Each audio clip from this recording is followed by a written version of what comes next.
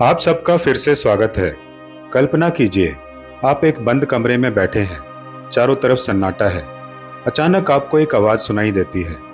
ये आवाज़ किसी इंसान की नहीं, बल्कि उस ज़मीन की है जिस पर आप खड़े हैं। उस मिट्टी की है जिससे आपका ये शरीर बना है। सदियों पहले महान संत कबीर दास जी ने जब इस सृष्टि के चक्र को घूमते देखा, तो उन्होंने प्रकृति और मनुष्य के बीच का एक ऐसा संवाद सुना जिसने अध्यात्म की नींव हिला दी। कबीर जी ने लिखा, माटी कहे कुम्हार से, तू क्या रोंदे मोए, एक दिन ऐसा आएगा मैं रोंदूंगी तोए। हम इस दुनिया में आते हैं, चार पैसे कमाते हैं, थोड़ा सा नाम और रुतबा हासिल करते हैं और खुद को इस ब्रह्मांड का केंद्र समझने लगते हैं।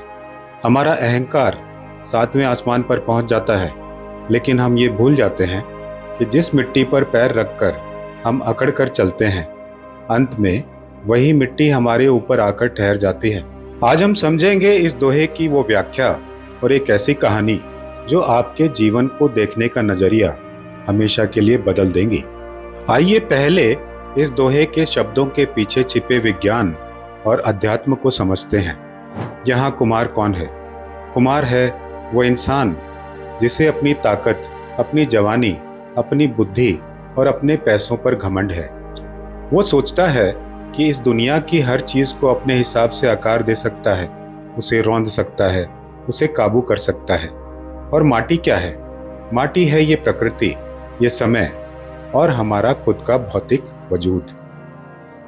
जब कुम्हार घड़े बनाने के लिए मिट्टी को अपने पैरों से कुचलता है, उसे गूंदता है, तो मिट्टी मौन रहकर हंसती है।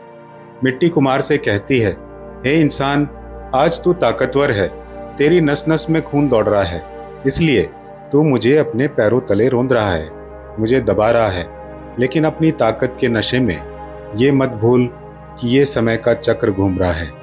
एक दिन ऐसा आएगा जब तेरी सांसें रुक जाएंगी, तेरा ये घमंड शांत हो जाएगा, तब इसी मिट्टी की गोद में तुझे लिटा दिया जाएगा और मैं तेरे इस पूरे शरीर को मिट्टी में मिलाकर अपने ऊपर समेट लूंगी, तब मैं तुझे रौंदूंगी। ये बात केवल मृत्यु की नहीं है, ये बात है बदलाव की। आज जो ऊपर है, कल वो नीचे होगा। आज जो राजा है, कल वो धूल में मिल जाएगा। इसलिए इस नश्वर शरीर और अस्थायी सफलता पर अहंकार कैसा? इस परम सत्य को गहराई से समझने के लिए आइए चलते हैं इतिहास के पन्नों में छुपी एक बेहद खूबसूरत कहानी की ओर। एक समय की बात है, भारत के एक समृद्ध राज्य में चंद्रगुप्त नाम के एक राजा राज करते थे। उनके पास अपार धन दौलत, विशाल सेना और वैभव था। राजा को अपनी सेना और अपनी जीत पर बहुत घमंड था। वो मानते थे कि वो भाग्य को भी अपने पैरों तले रौंद सकते हैं। एक दिन उनके दरबार में एक पहुंचे हुए सूफी संत, एक फकीर आए। राजा ने अपने अहंकार में फकीर से कहा, बाबा देखिए मेरा साम्राज्य, मेरे पास क्या नहीं है। मैं जब चाहूं, जिसे चाहूं मिट्टी में मिला सकता हूं। क्या आपके ईश्वर के पास इससे बड़ी कोई ताकत है? फकीर मुस्कुराए। उन्होंने अपनी झोली से एक मिट्टी का काला कुल्हड़, मिट्टी का बर्तन निकाला और राजा के सामने रख दिया। फकीर ने कहा, राजन, इस कुल्हड़ को ध्यान से देखो। ये मिट्टी आज चुप है, पर इसमें एक संदेश है। यदि आप सचमुच महान राजा हैं, तो मुझे अपनी उंगली से सोने की वो बेशकीमती अंगूठी दे दीजिए जिस पर आपका नाम खुदा हुआ है। मैं उसे इस मिट्टी के बर्तन में रखना चाहता हूँ। राजा ने हंसते हुए अपनी कीमती अंगूठी निकाली और उस मिट्टी के बर्तन में डाल दी। फकीर ने अंगूठी वापस राजा को सौंपते हुए कहा, राजन, इस अंगूठी पर एक ऐसा वाक्य लिखवाइए जो आप बहुत खुश हों तब भी पढ़ें, और जब आप जीवन के सबसे गहरे दुख में हों तब भी पढ़ें। ये वाक्य ऐसा होना चाहिए जो आपको हमेशा जमीन पर रखे। राजा सोच में पड़ गया। उसने अपने राज्य के सभी पंडितों और मंत्रियों को बुलाया, लेकिन कोई भी ऐसा वाक्य नहीं ढूंढ पाया जो सुख और दुख दोनों में काम आए। अंत में उसी फकीर ने राजा के हाथ पर वो अंगूठी वापस रखी जिस पर एक छोटा सा वाक्य खुदा हुआ था। उस वाक्य पर लिखा था, ये वक्त भी गुजर जाएगा। फकीर ने राजा से कहा, राजन, जब आप बहुत खुश और बहुत अहंकारी महसूस करें कि आप सब कुछ रौंद सकते हैं, तब इस अंगूठी को देखना और सोचना कि ये वक्त भी गुजर जाएगा।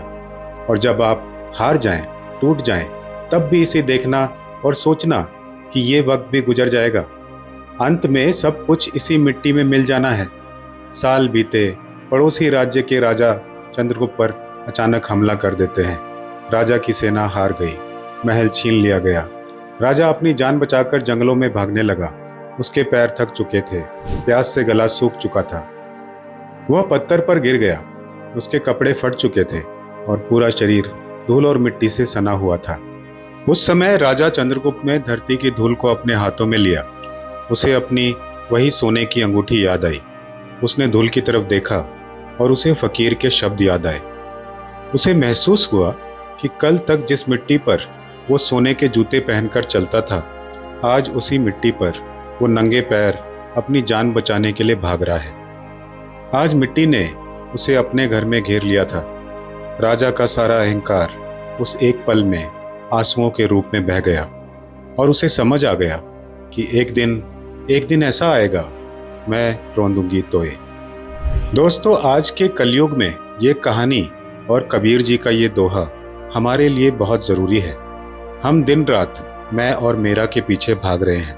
मेरी गाड़ी, मेरा बंगला, मेरा स्टेटस, मेरा ईगो। हम दूसरों को नीचा दिखाने में, उन्हें रौंदने में एक पल भी नहीं हिचकिचाते। हम भूल जाते हैं कि जिस हवा में हम सांस ले रहे हैं और जिस मिट्टी का हम अनाज खा रहे हैं, हम उसी के कर्जदार हैं। ये दोहा हमें मृत्यु से डराता नहीं, बल्कि हमें विनम्र होना सिखाता है। ये हमें याद दिलाता है कि अहंकार मत करो। अपनी स्थिति आज चाहे कितनी भी बड़ी क्यों ना हो, समय बदलते देर नहीं लगती। सहानुभूति रखो। दूसरों को अपने पैरों तले दबाने की कोशिश मत करो, क्योंकि अंत में हम सबको एक ही जगह यानी मिट्टी में जाकर मिलना है। वर्तमान का सम्मान करो, इस धरती और प्रकृति का सम्मान करो, क्योंकि यही हमारा आदि और यही हमारा अंत है। अगली बार जब आप जमीन पर कदम रखें तो याद रखिएगा कि ये माटी केवल एक बेजान धूल नहीं है। ये उन करोड़ों लोगों का इतिहास है जो कभी हमारी तरह इस धरती पर शान से चले थे और आज इसी मिट्टी का हिस्सा हैं। अपने भीतर के कुम्हार को जगाइए, लेकिन उस अहंकार को मिट्टी में मिला दीजिए जो आपको इंसान से शैतान बनाता है। कबीर जी के इस गहरे संदेश को अपने जीवन में उतारें।